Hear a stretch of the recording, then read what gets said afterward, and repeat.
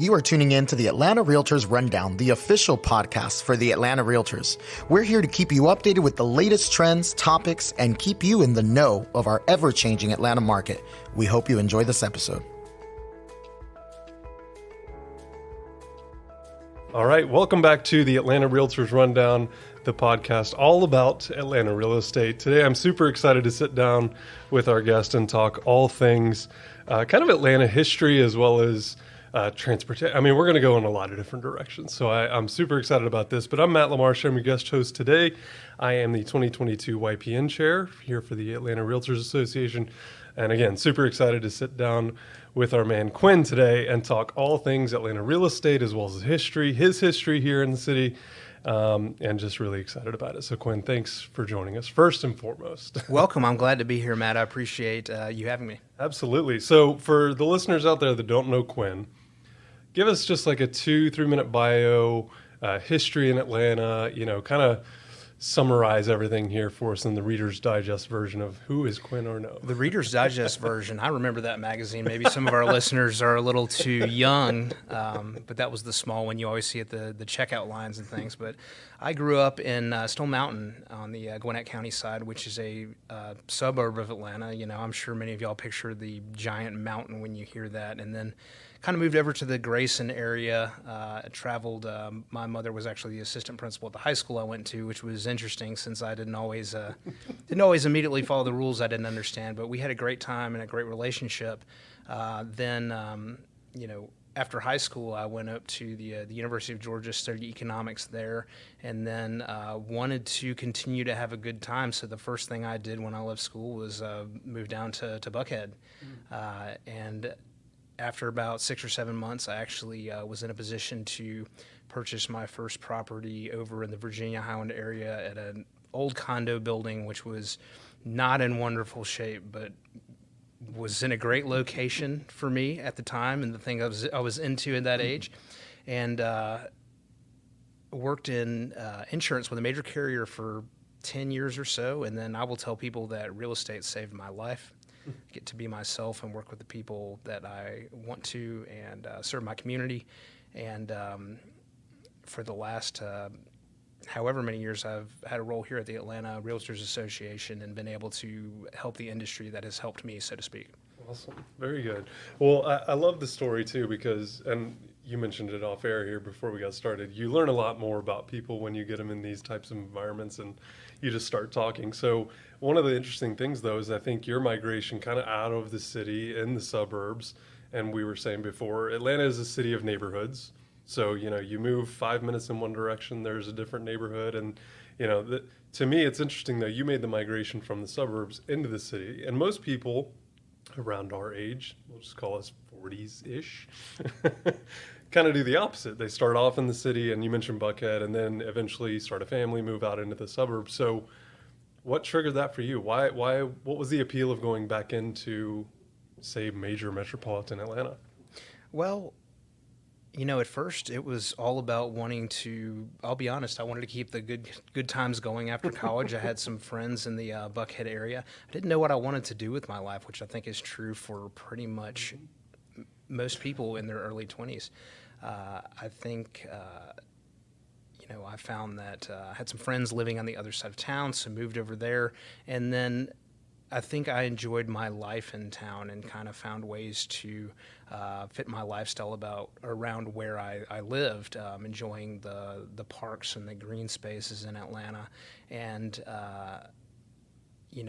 about the time I was about 30, I met my now wife, and not long after that, sold her the second house I ever sold, a little house in Grant Park that I had shown actually to another client of mine. It was a terrible fit for them. I don't know why I showed them that house, but I told my now wife that you need to go see this house. She was kind of looking at condos, and we wrote an offer that night and got it, and we still live there today in the Grant Park neighborhood.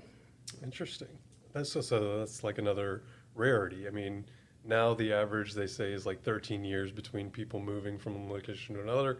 Obviously, we think the pandemic has had a lot to do with that. When it used to be 7, we were like, okay, we can count on, a referral, a repeat client or something every 7 years, but now it's almost double that, 13 years. So much like you, I've lived in Sandy Springs for the last 11 years. And when we moved, people told us we were crazy, that we thought we were going to stay 20 years. But we love Sandy Springs, and that's why, we made the decision to move here and stay. But I love that we kind of share that. We have that commonality. So what is it about the neighborhood that you like? Was there anything other than the location, other than the proximity to the green space and parks, or anything else? Well, one thing I've always loved is I feel like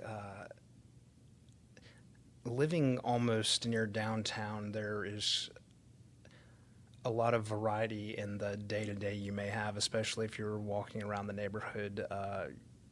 We've got the Capitol close to downtown. I remember one year for our legislative days, I actually rode a bird scooter home, and that was fun. But one thing I love about living in a walkable neighborhood, and I'm taking NAR's Green Designation course right now, and it talks a lot about sustainability as it relates to walkable neighborhoods. And one of the facets of that is I can walk out of my house and basically have a day where I'm not getting in the car. Can walk to the park, to a local brewery or restaurant. I got married in the Oakland Cemetery, which is right across the street from our house, essentially. And I think just kind of having that ability to make my days up as I go along and not having a set plan for a day or a weekend. Actually, now that I think, I've kind of designed my entire life around delaying decisions, and I feel pretty good about how that's gone so far. It's paid off. But I also love the historical architecture in the neighborhood. It was one of our more well-preserved neighborhoods because the historic district was there early. And it's just been a place I've really enjoyed. I do have to admit there is some stubborn nature of I refuse to move because people think I will, especially now that we have a young son in the house. I love that. Well, and I love the cemetery. I mean, you mentioned it. It's not your typical cemetery by any stretch. It's super historic, but it's beautiful. Like the gardens and the grounds there are. I've spent some time there volunteering with some brokerages and other nonprofits and stuff. It's a beautiful place, and it's super underrated. So maybe at some point we'll have to work an underrated, overrated into the podcast here on Atlanta history and real estate and stuff. I think that could be kind of cool. But I do want to kind of take it back to like childhood. So, again, you and I are about the same age.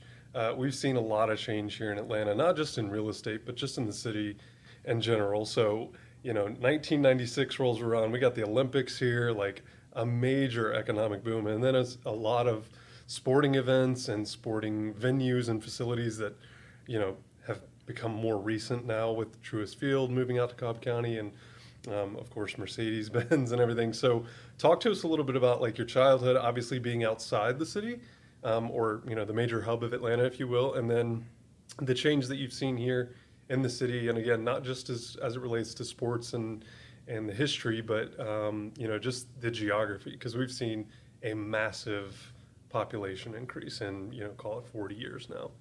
Well, I love that you end that passage on that, because I think one thing that people don't understand if they are recently learning about or coming to Atlanta is that this has not been a large city for very long. The largest sports team we had into the 60s was a minor league baseball team. The population growth has been expansive as suburban sprawl happened, and all my grandparents went to Grady High School. My parents grew up in DeKalb County, and then I grew up in Gwinnett County.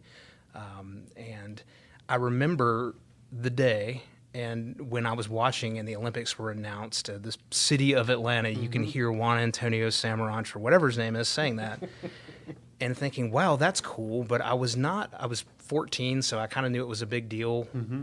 14. Well, I was 14 when the Olympics got here, but they announced several years before. And I remember going to see the torch, and you hear about what you see on the news and the renewal. And it's crazy to think about that many people learned about that like in the newspaper the next day. Like we got the AJC and read that every day, right? A real newspaper. Right. But that started change in the city that is still... we're still seeing things as a result of that. That was really kind of a landmark that, along with our airport and our wonderful and sometimes tough civil rights history that has Atlanta in a position as an international city, along with our port in Savannah. But it's wonderful to look back now and see how Atlanta has grown up. The city was kind of this mysterious place where I was forbidden to go when I was a teenager, maybe in and out of town for events. But now it's my home, and I love it, and I'd like to find any way I can contribute to making it a better place along with our other realtors. So I could say, it's a place I'll always love, and I'm glad to have come back in town where my grandparents grew up, and still have love for the suburbs, of course, as well. Yeah. So. Well, I love that because there is so much to do here in the city, outside of the city. I mean, when we moved to Sandy Springs, we wanted kind of the best of both worlds, right? To be close enough, but also to be able to get into the mountains and get to the, the Chattahoochee and everything in between, right? And for those of you that don't know, I mean, back in '96, the population of Atlanta Metro, at least, was like just under 3 million, and now it's 6. So it seems like a long time ago, but really, 26 years ago, right, give or take? I mean, that's not that long ago. For us to double in population, that's a huge deal. And I can't tell you how many times I'm born and raised here, of course, and I can't tell you the number of neighbors, friends, colleagues, people that came here during the Olympics because, first of all, for them to be hosted in Atlanta is one thing, but of course, in the United States is a whole nother. And close enough to travel for most of the Southeast, it had been a while since the Olympics had been here, or anywhere close, and it was drivable for a lot of people. But a lot of people came and then stayed. They fell in love with the city of Atlanta. And I think that's really, really cool because now, and again, in the last 2 years especially, the freedom of business and the freedom of choice and a lot of other things that, without getting too politically dug in here, have really kind of made Georgia stand out as a whole, but certainly Atlanta as now a technology hub. You mentioned earlier the railroads, like we're a transportation hub. And of course, the airport being a huge piece of that. I think that is, again, probably the most underrated thing we ever talk about when it comes to transportation. But to have the world's largest airport by the number of flights and passengers come through every single year is a massive deal to this city. So talk to us a little bit about the future. Like, where do you think, not just real estate, but the city of Atlanta? Obviously, there's a ton more of new economic activity, and since you studied that, I feel like that's a great place for you to talk as well here. Movie, film, TV. I mean, we got a lot of industries that even back around, the Olympics didn't even exist here, really. So where do you think the future of Atlanta and real estate and all of it's going to go here? Well, I feel like we're kind of bearing the lead about Atlanta because I think the reason that people love Atlanta is because this is one of the most fun places you could live in the world. When I lived in the Virginia Highland area, I heard this crazy idea about the Atlanta Beltline I was so fascinated with.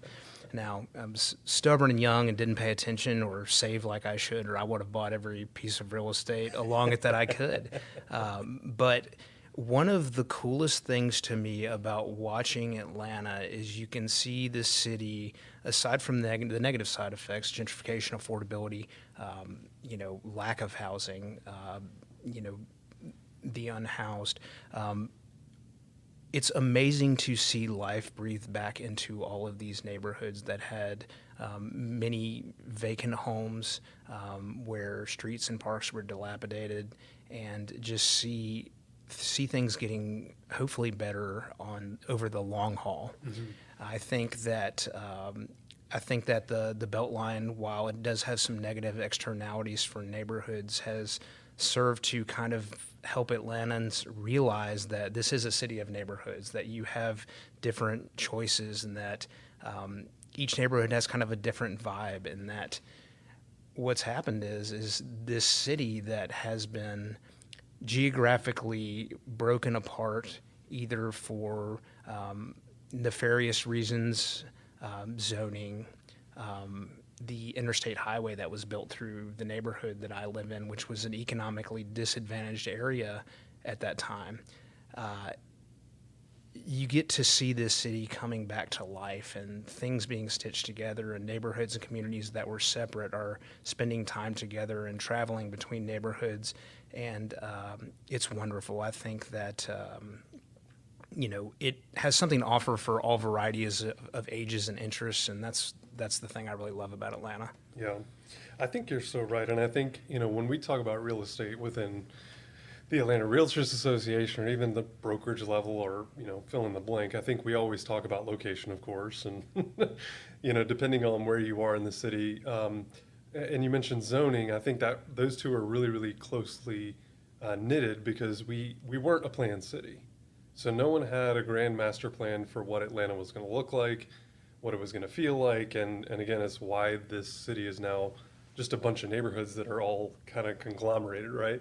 But certainly as far as zoning goes, I think a lot of people have the NIMBYism, right? Not in my backyard, where certainly there are instances where that has been a huge negative impact to not just residents and neighborhoods, but overall. And I think that some people think that zoning in general has a very negative impact. Well, in some cases, it can be very positive. So is there anything in particular that sticks out in your mind that may have kind of, seemed negative at the beginning and then turned positive? Well, I think in Atlanta, we find a way to turn most things positive. Something that turned positive that may have seemed negative at first. Well, I can tell you I see it on a daily basis that what I see and hear and feel amongst our communities and small neighborhoods is not necessarily what you might see on the news or that you see on social media. One example I can think of is in the Kirkwood neighborhood. There's an organization that's called Kirkwood Cares, and they help elderly residents on fixed incomes to fix up their houses. And these communities help people that have lived there for a long time to maintain their residences. And I really feel like when you get down to it that there are differences between neighbors, but there's a spirit of helping and love in all these neighborhoods that Atlantans share. So I think that, the closeness we share allows us to get to know our neighbors still and to find out what needs they have or how we can help each other. I love it. I love it. And you're right. That stuff doesn't get nearly enough airtime, for sure. So talk to us a little bit about, again, the future of Atlanta real estate. We're just in the last 2 years, we've seen a substantial increase in the average value. The median prices are through the roof by comparison, at least. And I think the Atlanta Realtors just released something this past week that said we're now up like $528,000 in our average price point, which to me, that's kind of crazy because I've only been in the business a couple of years now. And when I got in, it was in the threes. To have a 5 now at the beginning of that number seems a little crazy. So where are you? Do you feel like we're still gonna, as far as market outlook, obviously I assume your crystal ball is kind of cloudy like mine is today, but where do you think we're headed in the future here? Is Atlanta gonna remain, an affordable spot for most people, or do we still have some challenges there? Well, it depends on how you define Atlanta, right? I Sure. think there are still many areas of relative affordability that have access to the city. I think when people talk about affordability, they talk about, can I afford where I want to live? In many parts of the world, housing is just looked at in a different way. We have a wonderful situation here in the United States. I think many people probably live in homes larger than they need. I think we need more housing.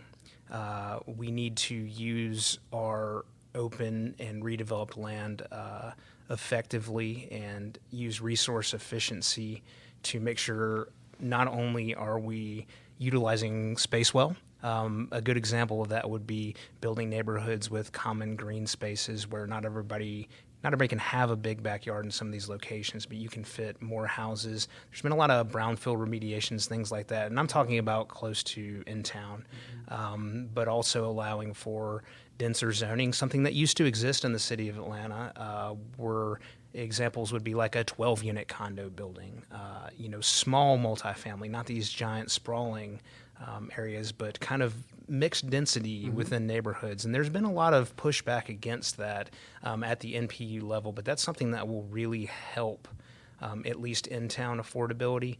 And then I think there remain many suburbs that are kind of entering their renovation and renewal phase.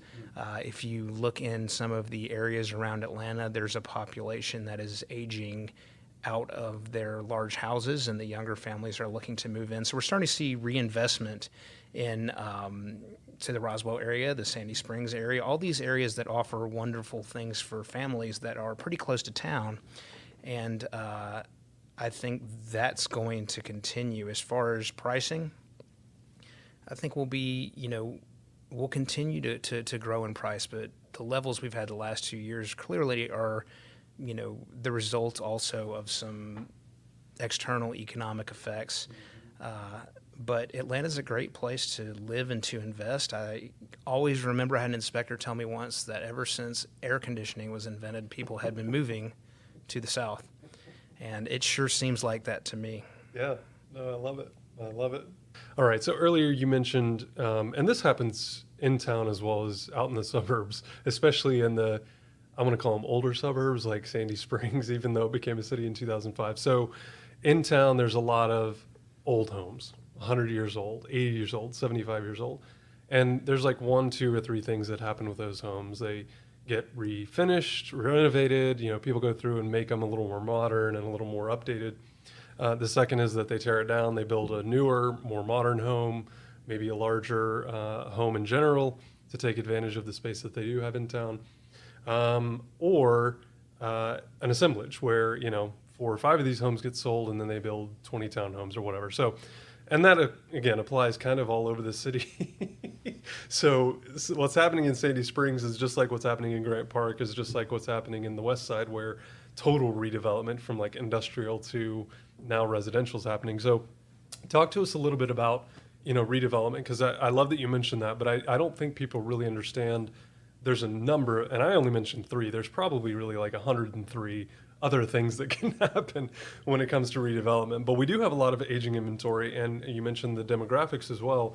A lot of baby boomers that are on the edge of retirement or within the next 5 to 10 years that will be retiring.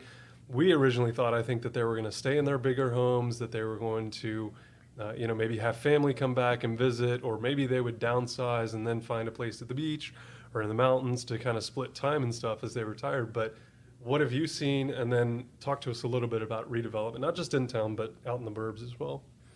Well, I can tell you that we do have some suburban areas where some of those transitions are being held off by tax breaks that our aging population receives, where they're not paying the portions for the schools. That combined with affordability actually has a lot of our aging population stuck in homes that are too large for them and are unaffordable or unmaintainable in other ways. I would say that something I think about a lot of times and that I repeat to people when I kind of give those real estate general points is there's a funny thing about the best locations, and that those are the ones that were taken up a long time ago. You can go all the way back to, that the first cities, and still most of our United States population lives not far from the East Coast or the West Coast. So a lot of these great locations are taken up, and they've been passed up over the years when those homes have aged, as there's always a thirst for new construction homes. People love new things, but many of the generations of homes and the locations offer great combinations for people who want to live closer to town, but need more space or more access to amenities that close-in suburbs might have to offer. Gotcha.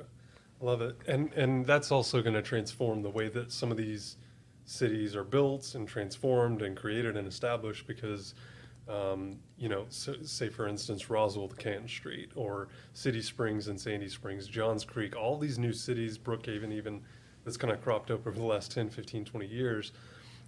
Really, that's only segmenting these different areas in these different cities. And now they all want their own downtown area and their own restaurant, scene, and so on and so forth. So without going too deep on, vehicles and transportation, autonomous driving, I mean, there's a lot that this could probably be a whole series of podcasts, as a matter of fact, as it relates to transportation in Atlanta. But talk to us a little bit about the cities and transportation in general, because you mentioned the Beltline earlier. I think that's going to be a wonderful tool for a lot of people that are in town to have that connectivity that they currently don't have.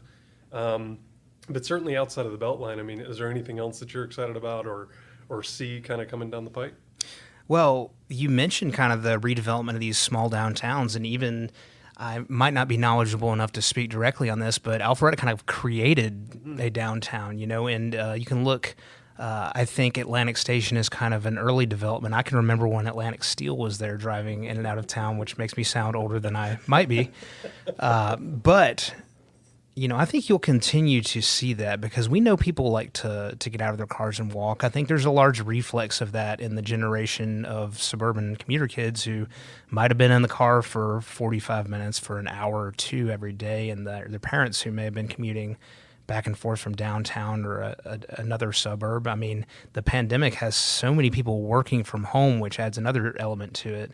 But I'd say one thing that has been a wonderful development in town that still develops is the transit-oriented development. So, everybody likes to rip on MARTA. It should be bigger. It should be more expansive. There's this crazy idea. Why don't we build denser housing where this super expensive heavy rail already is? And that's not exclusive to the city of Atlanta. It reaches outside of Atlanta, and the bus network reaches all the way into North Fulton County. There are tie-ins into Gwinnett and other counties that are in the Atlanta metro area. So I think that will continue, and I think that the rejuvenation and the product mix that small downtowns offer will continue to be attractive, because one thing that people have to remember is that the level of service, the variety of retail and shopping and dining that they love is dependent on the people that work in those places, their ability to afford to live there. So that's one reason when you go to these smaller downtowns that, if not have more affordable housing immediately adjacent, it's not as difficult as a commute is coming into downtown. And it's amazing because you can have specialty shops.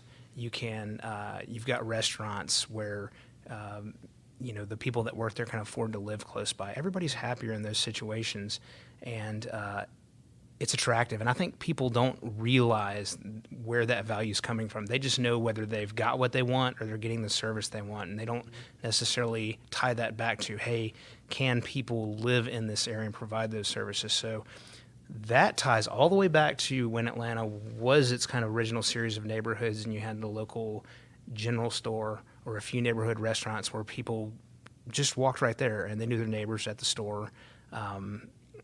So it's full circle in many ways, and it's just getting bigger and bigger, and it's exciting.